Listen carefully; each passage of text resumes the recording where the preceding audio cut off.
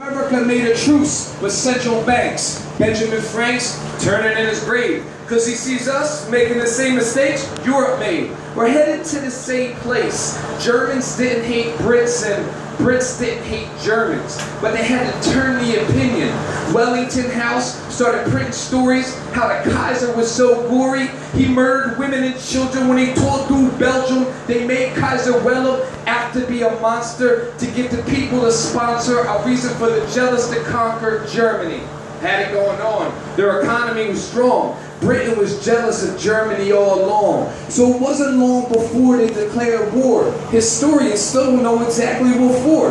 The assassination of Archduke? That's bullshit. A publicity stunt to execute. How cute the moves they make to raise the stakes. Germany would have wiped the floor with the three of them, so they needed the states to get in. Lucky for them. But we sent our men to die for beef that isn't under our sky. The real question is why? Try to understand the other hand, to bomb survey civilian land. I fold my hands and pray for those blown away by bombs dropped by my grandpa. He thought they threatened our way of life. No surrender for that, I love them. But we injured innocent homes and businesses. Sorry, but that ain't what war is. Germany was torn to bits with no leader that fits to the middle class, so they raised the fist. For the first one that came along, it was pissed. And unfortunately it was you-know-who. And we could go back and forth, but it was Rothschild Jews, Committee of 300 that backed Hitler's troops were funded. I mean, if you wanted to stop him, why would you loan him money for war? See, the elite still wanted more war. War means profit, so by that logic,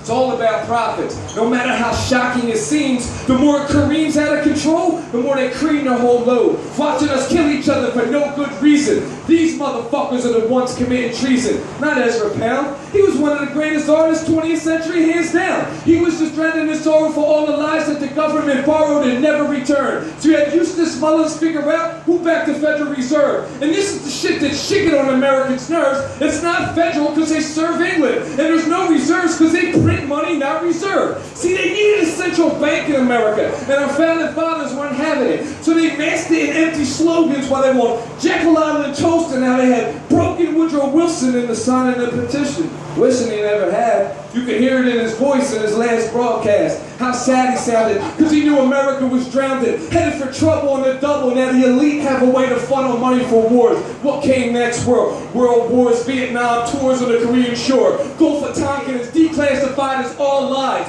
And these are the reasons we send a generation to die?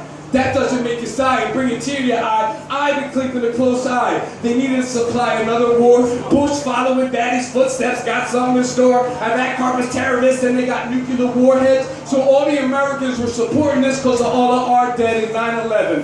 They forced the Iraq opinion on us. Trust your government. For what? To be part of their little experiment? I'm a true patriot. I ain't having none of it. FDR was an asshole, putting embargoes on Japanese loads. We weren't involved. Why we met him? Japan tried to settle with him. With no options left, they had to defend their rights too. And FDR knew planes were coming through. They needed that to pave the way for World War II, to get us out of the Great Depression. War would surely boost businesses and bring jobs back in. Back to Bush. He stole an election, sent us to war under false pretenses, and then somehow got reelected. Just as I suspected, your vote don't mean shit in elections. Bilderbergers, Council on Foreign Relations are selected. Yeah, I got proof. But really, I'm just tired of young troops being sent to places with no proof that this country can stage a coup. Besides the Japanese, no one has ever come across seas to mess with America, please. So how is it that we have so many enemies? Now I know you're thinking 9/11, but do your research before you blame Muslims first. Just like Brits didn't hate Germans, Muslims always got along with Americans. But they needed a new enemy when the Muslim nations didn't want nothing to do with this degenerate country. And I know you're quick to say they don't respect women, but it's kind of funny. You mean to tell me Americans are a bunch of gentlemen? Women haven't been getting respect since the church said she the reason sin is here. Instead of respecting her heart and mind, we want to slap her ear. And then they're portraying sex objects when movies are soap operas, and that's respecting women's rights? Come on, don't take it from me. Bill Cooper, true trooper, behold a pale horse. He knew back then America was off course,